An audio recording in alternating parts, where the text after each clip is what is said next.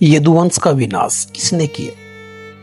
यदुवंश का विनाश एक प्रमुख घटना है जो महाभारत युद्ध के बाद और भगवान श्री कृष्ण की मृत्यु से पहले हुई थी।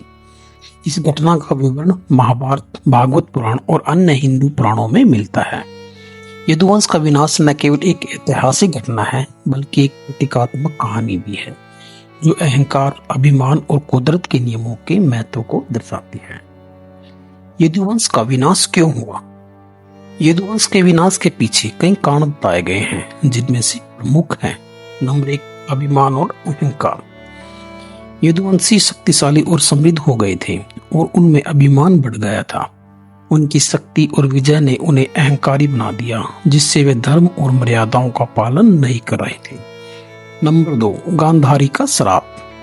यह कहा जाता है कि महाभारत युद्ध के बाद जब गांधारी ने अपने सभी पुत्रों को खो दिया तो उसने भगवान श्री कृष्ण को श्राप दिया कि जैसे उसने उसके कुल का विनाश देखा वैसे ही श्री कृष्ण भी अपने कुल का विनाश देखेंगे।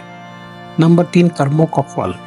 यदुवंशियों की अनुशासनहीनता और उनके कर्मों का ही फल था कि उन्हें अपने विनाश का सामना करना पड़ा। घटना का विवरण। यदुवंश के विनाश की शुरुआत एक तुच्छ घटना से हुई थी। एक बार ऋषि मुनियों का एक समूह द्वारका आया।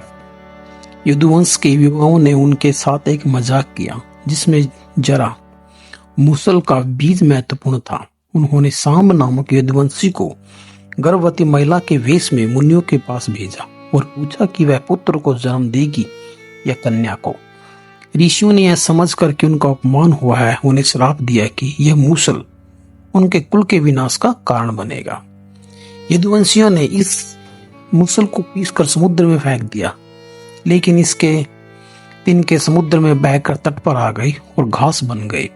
इस घास से ही यदुवंशियों के बीच लड़ाई का कारण बना और उन्होंने एक दूसरे को मार डाला। यदुवंश का आपसी संघर्ष। कई दिनों बाद एक पर्व के अवसर पर यदुवंशी समुद्र तट पर एकत्रित हुए। शराब के नशे में उनकी बातचीत ने लड़ाई का रूप ले लिया। उस समय वही घास के तिनके जो मूसल से उत्पन्न हुए थे हथियार बन गए। यदुवंशी उन तिनकों से एक दूसरे पर हमला करने लगे।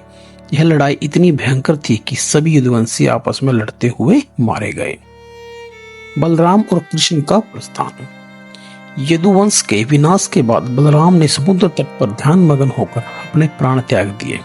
उनके शरीर से शेषनाग प्रकट हुए और समुद्र में समा गए।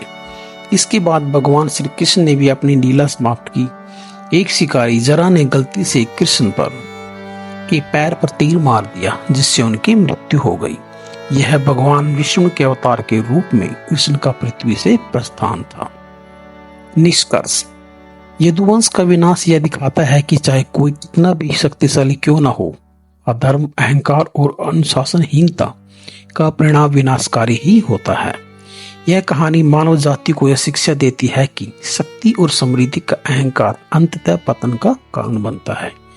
तो जानकारी कैसी लगी दोस्तों, प्लीज मेरे चैनल को लाइक, शेयर और सब्सक्राइब जरूर कीजिए।